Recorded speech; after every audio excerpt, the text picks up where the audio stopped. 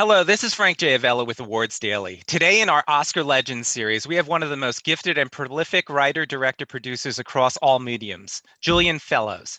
In 2002, he won the Academy Award for Best Original Screenplay for Robert Altman's Gosford Park and went on to write and direct Separate Lies and From Time to Time. On television, he created the landmark Emmy-winning series Downton Abbey, which ran for 6 seasons and has begat 2 films, including the new and enthralling Downton Abbey: A New Era. In addition, his TV credits include Titanic, Dr. Thorne, Belgravia, and his hit HBO series, The Gilded Age. Welcome, Julian. Oh, it's nice of you to have me. Thank you. Julian, I wanted to begin by asking maybe a bit of a sprawling question, and that's where the inspiration comes from for your writing your strong, nuanced female characters. They're amazing. I never really know the answer to anything, like that, because it's all so random.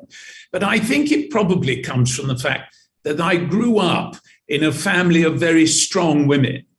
And I think in part their lives had been shaped by the war because their husbands had gone. They had to keep the show on the road, including my own mother. And I think it released something in them that then stayed with them. And I suppose that's what I'm serving now, really. Wow. Well, the actors in your work tend to return over and over. I did a wonderful binge this weekend, and I was overwhelmed by the number of times certain actors reappear. You must be doing something right. Well, it's very flattering, of course. And it's nice that the Downton lot want to come back and do the films, and they've done both of them. I was very touched by that, actually, that almost all of them wanted to, and the only one who didn't couldn't. So that was all very heartening. Yep. And before we get onto some career chat, let's talk about Downton: A New Era. You know what the audience expects, and yet you manage to develop characters further and keep things fresh while you're doing it. How much pressure do you feel to not deviate too much from what has proven to work? Well, I don't think it's so much that. I think it's that you have a loyal audience. And after what's 12 years or something now, 12 or 13 years, you do feel a kind of need for them to enjoy coming back. I don't want people to come back and be disappointed, and I want them to find the qualities that they enjoy. But at the same time, you've got to make it new. You've got to reinvent it and have new stories. And we've always had new characters, in Downton. That was the kind of house style, that we would have new actors coming in for 2 or 3 episodes to tell this story or that one. So using that in the film has been quite a natural development. But I think it's that combination that you want to give them something new, yes, but you don't want them to be disappointed in their expectations. You want them to have the good time that they've been planning when they were driving to the cinema. That's a good point. Well, and this film in particular is very cinematic. Was that on your mind when you were writing it? Because the 2 main plot points open up a whole new world, even within the house, with the British Lion crew taking over. Yes, I mean, I think you want films to be cinematic, and I want entertainment to be entertaining. So which probably marks me apart. But these are, I think, ambitions when you're trying to put together a feature film. But I would say that Downton has always been fairly cinematic in its television entity. I mean, the house, for instance, was always a very major character in the show. And so photographing the house well and getting the most out of those rooms and the great staircases and libraries and all that was all part of making the TV show. And I think that helped us in our adaptation to film, really. Well, and keeping things moving too with Downton, because I always felt like when I first started watching, especially, I felt like there was, this wasn't your masterpiece theater of your parents necessarily. This was something that was masterpiece theater meets something of the modern age. I don't know, the West Wing or something. Well, I think that's quite right. And I think that era of the West Wing and Mad Men and ER and all of those things did rather change television and made episodic television sort of suitable for people with attention deficit disorder. And so you have to keep track of all the story. I mean, when I was young and you were watching something, Jewel in the Crown or something, and which I loved, but you could get up. There was Peggy Ashcroft weeding the flower bed, and you go into the kitchen and make a ham sandwich and pour yourself a glass of wine and answer the telephone, and you come back, and there's Peggy Ashcroft still weeding, and that was then, but it isn't now. And I think audiences do need to feel a need to concentrate, if that isn't an ugly repetition. And that thing when people ring up, I can't talk to you now, I'm watching Downton, I'll call you in an hour, bang. That's what you're trying to achieve, really, in your audience. And so they're really invested in the fate of these characters. Well, and speaking of being invested in the fate of these characters, I feel like you set up the perfect spin-off series with the potential new journey for Thomas with Dominic West. Well, of course, these arrangements, I mean, I suppose the point I'm making about Thomas, or the point I'm making about a lot of the women characters, is we didn't invent clever and ambitious women. They go back as far as time.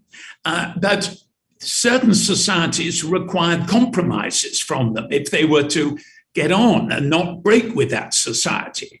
And so you get that quite satisfactory, actually, for a writer, thing of showing how these women dealt with the compromises that were being asked of them, and how they could get what they wanted. And exactly the same is true of the gay community. There's no reason to believe the gay community was any smaller a percentage of the population in 1750 than it is now. Of course it wasn't. It was I'm sure pretty well exactly the same. But in certain unforgiving societies, compromises and difficulties had to be overcome. Sometimes people lived essentially a lie, but that didn't suit some people, and they devised different ways around it.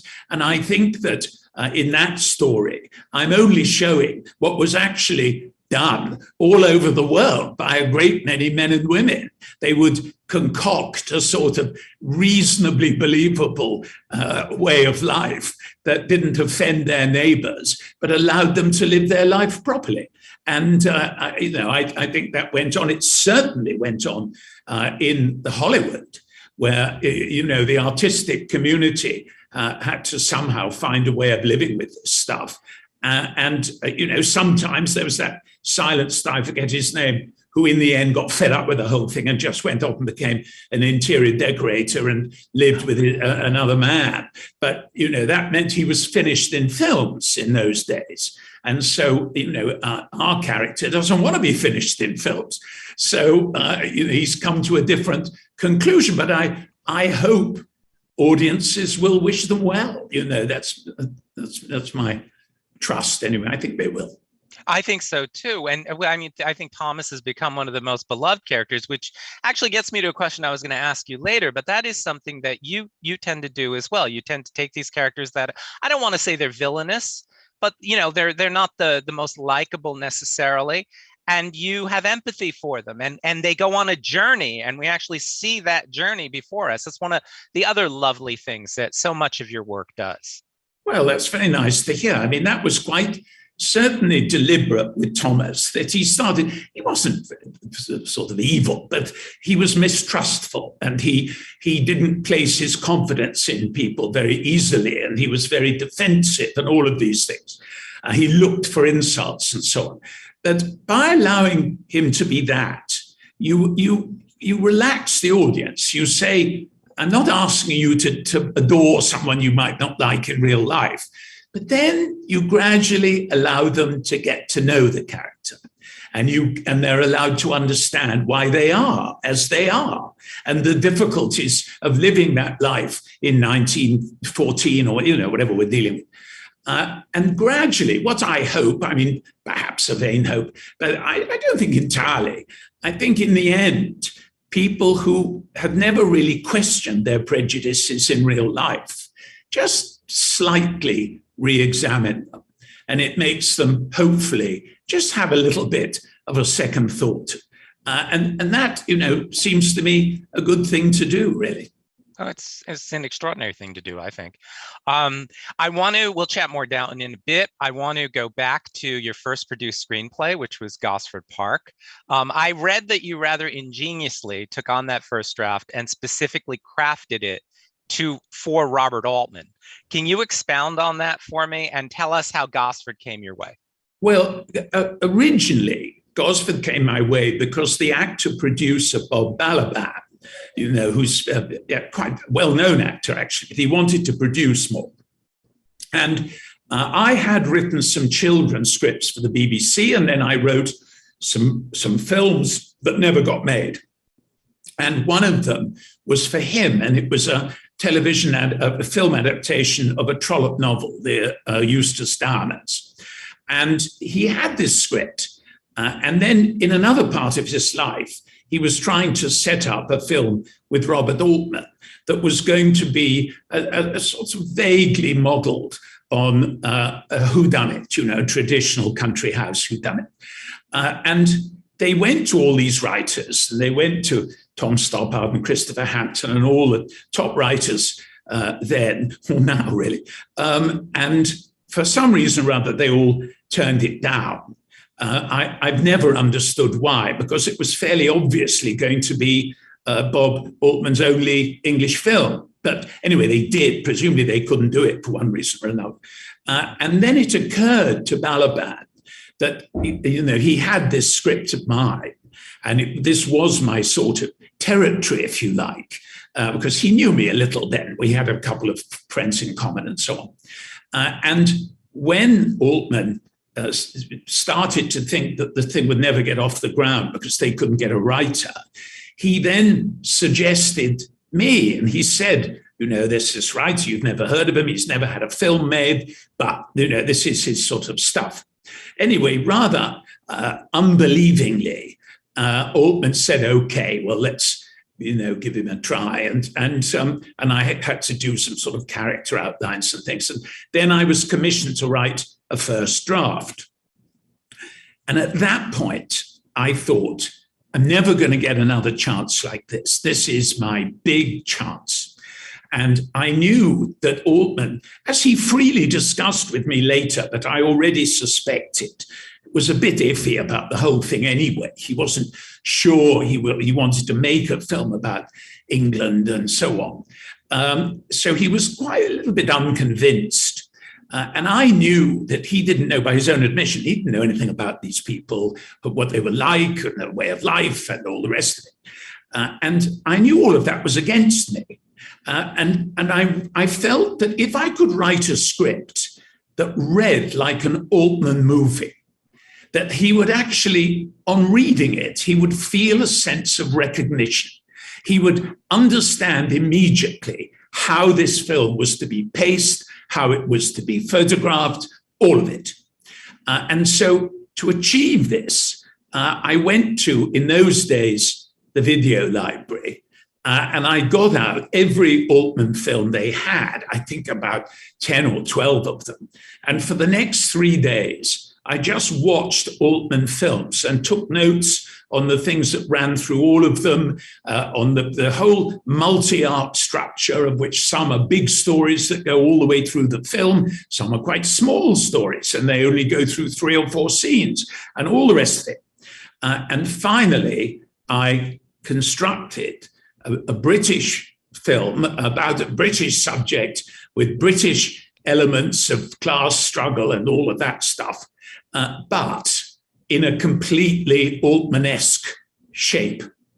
And I wrote it and I sent it off, still not really believing, but I thought, even though I don't think this will ever happen, I have to act as if it might, because if it does with someone else, I'll have to commit suicide, So I did my best, but I didn't have any confidence. And then years later, later when we were making the picture, Bob Altman said to me, I never believed this project would happen until I read the script. So we both came to believe, and then he sent a message back to me, would I go out to LA to work with him on the script for I forget now, 4 or 5 days, and they'd given me a sort of third class ticket. And my wife then said, no, you're not. And I said, no, it'll be okay, because they said, I'll have the first day off, I'll recover, and then I'll go in, I'll be fine. She said, we're not taking a chance on that. She said, we're going to send you over at least club class so you can sleep on the plane in case they want you to say something sensible when you arrive. And sure enough, I got off the plane and they said, oh, change of plan. Here's your car key. You're going now to the studio to meet Bob. So she was dead right. And of course, it was quite a big thing for us. I mean, I certainly went back, in third, as you can imagine. It didn't matter if I arrived completely dead. And then we worked on the film. And Bob came in with, for me, a rather film-changing idea, which is that he didn't just want a score. He wanted practical music. And so he came up with the idea of using Avella. And he said, oh, well, I think he can be Lady Sylvia's cousin. I said, no, but that didn't matter. It was a great idea. So we made him William's cousin. And all that thing, your mother was a teacher. Well, of course, that's marvelous, isn't it? Says Lord Payne. What it meant is that we had this character. And when I then researched Ivan Avella, we'd already decided on November 1932 as the time that the picture was taking place for a variety of reasons. Bob didn't want Christmas. And I wanted shooting, and neither of us wanted the Nazis. And we felt that November 1932 was probably it, because in January 1933, they burnt down the Reichstag, and we didn't believe you could have a whole weekend and nobody talk about them. So that was what we'd fixed. And it so happened that Ivan Avella, at exactly that time, was going through a career crisis, because he tried to remake one of his most successful silent films, The Lodger, as a talkie, and it was a complete flop. And he thought, oh my God, my film career is over. That's finished. And he thought, oh, I suppose I'm just a songwriter now. Well, of course, we know that the great operettas, Glamorous Nights and all the rest of it, they were coming, and he was going to be a bigger star than ever. But in this particular window, he didn't believe that. He thought it was finished. And it gave the character, for me anyway, it gave the character a wonderful melancholic color that, was so beautifully played. And that put a kind of sorrow into the film that made it sort of sweeter in a way. There was quite a lot of Gosford is quite bitter, but there is something very poignant. And of course, the other character who is poignant is Mabel, who has married a man who doesn't love her, who married her for her money, which she's already spent. And so these two people who have got lost find themselves. And I thought that really worked wonderfully well, actually. Anyway, then I had this thing with Bob. It was funny because when he came to England, more and more people kept saying, you're making a film about the English class system. Good luck with that one. And so he asked me to be on the set the whole time. And I did. And I was actually in a series at the time as an actor. But they very kindly allowed me to push all my scenes up to the end of the shoot so I could stay with the film, and which was very kind of them. But anyway, I did. And I had this strange experience. I mean, quite in a way disturbing, because when you're there to prevent mistakes, all you ever say is no. They wouldn't do that. She wouldn't be in this room. That isn't her name. He wouldn't say that. And, that's quite taxing. But anyway, in the end, we made the film. And then I remember I went back and I was filming. I was in every scene because they'd done that. And I had no time to think. And then at the end, I flew to New York to see what sort of, I think the final cut or nearly the final cut. And I remember as I was going in to see it, my wife had come with me, and we were going into the screening. And I said to Bob, what do you think, Bob? Do you think it's any good? And he looked at me, he said, I think we've got lightning in a bottle. And that was it. It's amazing. And you did. Rewatching it, I've seen it many times, but I just rewatched it last night. It's a perfect film. All the elements come together so brilliantly. It's extraordinary. And you won the Oscar. Could you tell me what that night was like? Well, it was funny because I remember that year, Christopher Nolan had written and directed that Memento, it was called. And when I was nominated, which of course was fantastic, an incredible shock. And we thought the nomination was it. I didn't think there'd be a next step. I thought I was going to be the Oscar-nominated writer. So that was all great. But even my agent said to me, such a pity you're up against Memento. and wherever I went, everyone said, oh, if only it was for Memento. And I remember finally one afternoon, I sort of sneaked off on my own to see the film. And I sat there in the auditorium. Of course, Memento is a work of genius. So I was quite unable to feel any kind of indignation. And I just assumed Memento had won.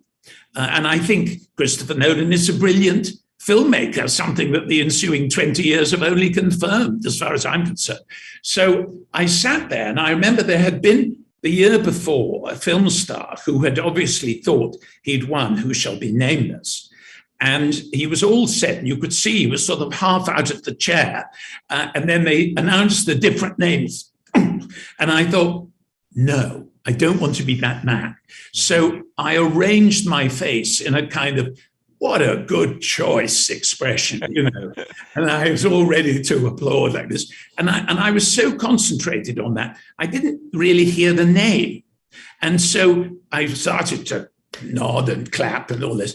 And then Emma leant over and said, you won it.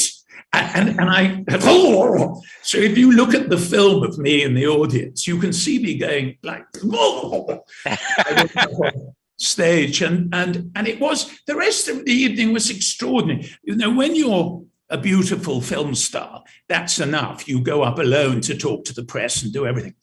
But when you're a short, fat writer that no one's ever heard of, they put you with a beautiful film star just to make you a bit more interesting. So I had Gwyneth Paltrow taking me up to all the journalists in the attic, and all of that. And I remember I walked in and this pop, light bulbs of cameras. And I said, God, this is insane. And Gwyneth Paltrow behind me said, welcome to my life. And I never forgot that. But anyway, then I went through the evening, and they have in Hollywood, you probably know this, they have a very charming etiquette, which is that if you're a winner and you carry your award all evening, which everyone does, you can go to any party you want to. So any party in the town that night that you fancy, if you've got your Oscar, you're invited. And so we went to the Vanity Fair, and we went to this, we went to that. And then we wound up in our hotel, at about 2 or 3 in the morning. And I remember I put the Oscar down on the bedside table. And when I woke up, it was above me like that, just that angle. And I thought, well, I don't know what's coming, but I bet it's different from the life I have lived until now. And that was true. Wow. Well, which brings us to, I want to skip to your directorial debut, Separate Lives, which I think is a terrific film. It's so smartly written and so well acted. Tell me about that experience in working with that trio of great actors, Emily, Tom, and Rupert. Well, they were all wonderful. I mean, I'd written this film from a book called A Way Through the Woods, but I wasn't allowed to keep that title because they did one of those sort of spot checks and no one could remember it. They kept thinking it was Into the Woods or Through the Woods or whatever. Anyway, so it became Separate Lives. But I wanted one of those, I suppose I go in for this, actually. These interviews always make you look at your career in a different way.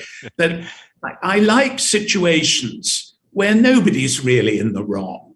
That, you understand everyone's position. And that was what I was looking for. And I found it in that story and also in those actors. I'd worked with Tom, Emily, of course, in Gosford Park, but I'd worked with Tom as an actor, and I knew Rupert anyway. And I felt they all would have that. And also Rupert's wonderful father, Thingamy Neville, so he was marvelous too. And I said to them, I'm on all of your sides in this. I don't have a side. And they took that. I mean, I always do when I'm directing, but actually when I'm writing too.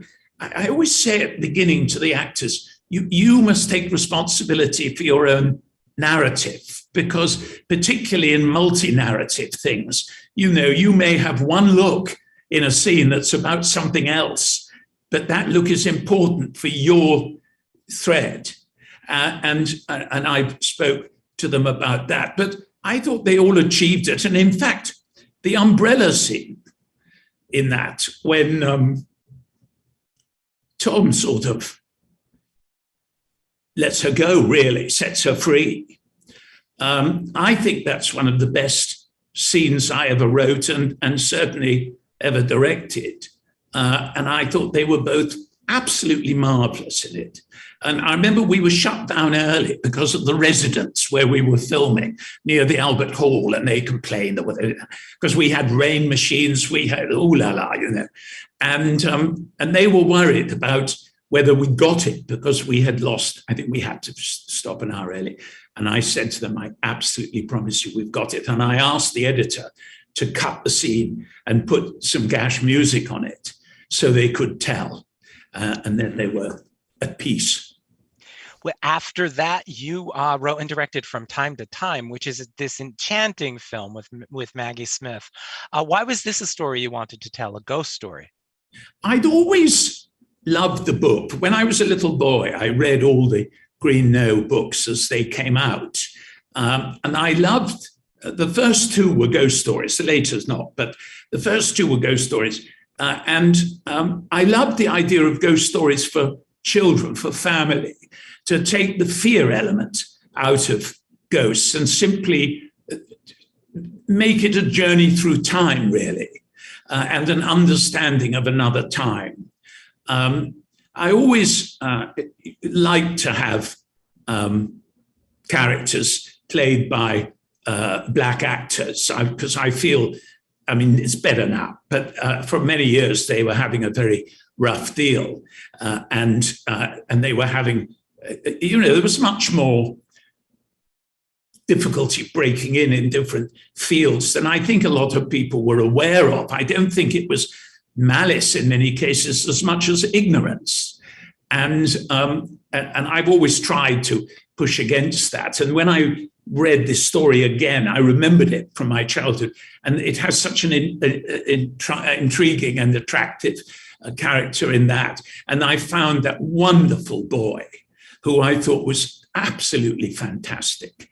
Of course, I thought he would go on, but I haven't heard of him lately, so maybe he's gone into a different career. But he was wonderful for me, and he made the film, and Maggie was wonderful. But I like family movies, but I like family movies that are sufficiently interesting that the parents enjoy them too. Do you know what I mean? Yes. So that there's something for them to follow, and there's a psychological reality. And of course, in that film, I worked not only with Maggie, but also with Hugh Bonville and with Alan Leach, all who would come on to the good ship Downton. Not long after. Yeah, which brings me to Downton. And what a phenomenon Downton has become. Did you have any notion that it could be this big? And did you develop the show with a longevity planned? No. When I'm making something, I find I'm just I'm obsessed with what's going on now. Oh, that suitcase is wrong. This is so she wouldn't have a watch on, you know. And I don't really ever step back and think, where will this film's place be in the great firmament? You know, I just don't really have that. And so when we were making Downton, I mean, we were up against popular thought at that time because there was a sort of idea that period drama was finished and the audience for it had gone. Sounds funny now, but it was thought 12, 13 years ago. And I didn't believe that. I thought there was an audience there if you could get it right. But that was my, I suppose, main challenge. And I thought we had got it right. I thought we'd got a very good cast and the script seemed to work. And, you know, we had a very good director in Brown and so on. And I remember we went to the screening, like a sort of premiere, really, of the first episode, and then they give a dinner afterwards in some restaurant, you know. And sometimes those things can be a bit grim and everyone runs for the hills. But in this time, they all stayed and had the whole dinner and they were all still shouting and drinking at 1:30 a.m. And I thought that was quite a good sign. I can remember thinking that. But what I felt at that point was that we had made a good show that I was confident would attract an audience. But of course, I didn't understand what we were getting into. And then it was a year later, remember, that it was shown in America. And then that was the beginning of the great sort of global effect. And then you're on a kind of mighty whirlwind. You know, you're part of the conversation, you're part of jokes, you crop up in soap operas, you're an adjective. All of these things happen when you're in the middle of that. And, you know, others have known it before. There have been other hit show, Mad Men or West Wing, you know. So I'm not saying it was unique in that way, but it was unique for me. And I think for us and for the cast and the people making it and everything, it was rather an extraordinary experience to be part of that magic carpet ride. You know, it was, and I know that it's one thing that we will all remember, you know, when we run into each other in years to come, that we were together on Downton. Well, for This American, what you did was you created a show where I could go visit family once a week. And the family members that I loved, I could spend time with. The ones I didn't love so much, I didn't have to spend that much time with. It was thrilling, seriously thrilling. Looked forward to it every week. In 2012, Titanic, and it was the 100th year of the disaster. I just rewatched this miniseries because I had seen it way back. And I think it was really misconstrued because I think it's honestly a work of genius, the structure of it. It's a rather extraordinary piece that comes together so well. So kudos to you for that and deciding to take on this story that was told so many times. Well, I'm very pleased you say that. I mean, it's one of my own favorite things of my own stuff, you know. But the difficulty was that it needs to be shown in close proximity, because you keep seeing the same events, but from a different angle. And what you thought was this turns out to be that.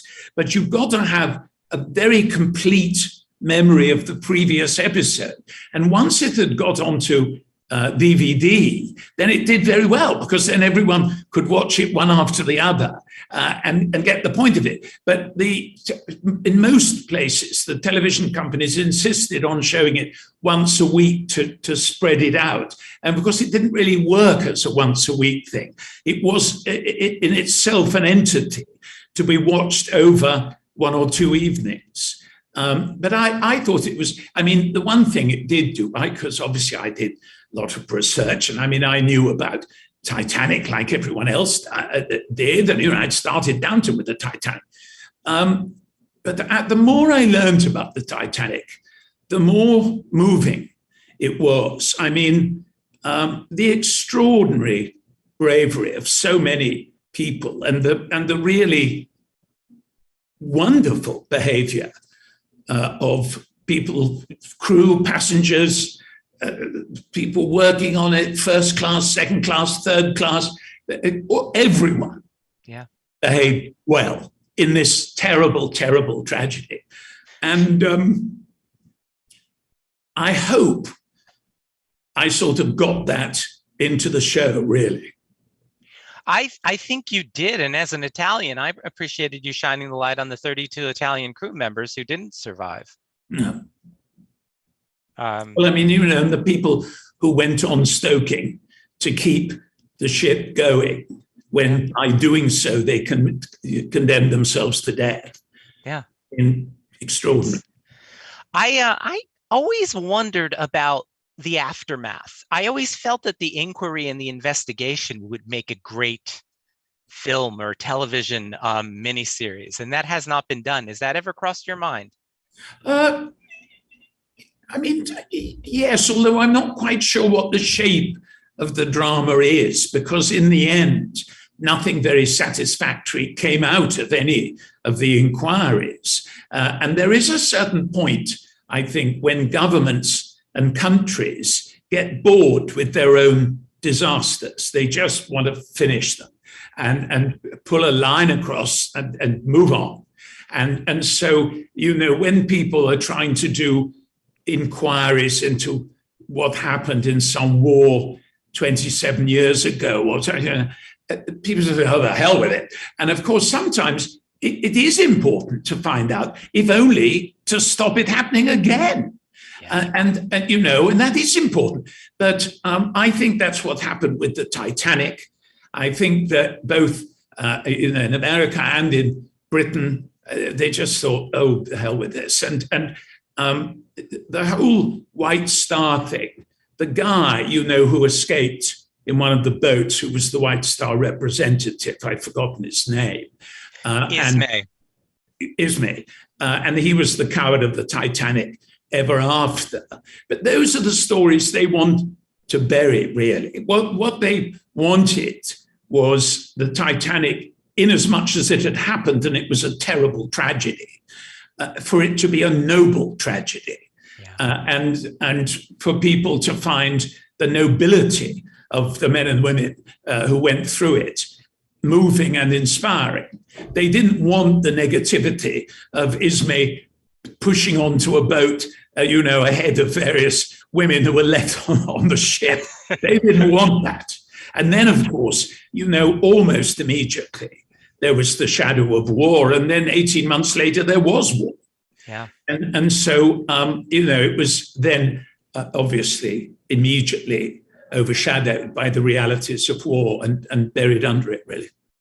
Well, Julian, I don't have enough time to get through The Chaperone and Belgravia, but I want to hop to the Gilded Age for now. I love The Chaperone, though. Oh, I know, me too. It was such a great film, a work of fiction based on fact about Louise Brooks, which you did so marvelously. Well, that was the marvelous book, not written by me, which I thought was a terrific idea for a film. And in fact, it was Elizabeth and her husband, Simon Curtis, who directed this film, who came to me with the idea of the book.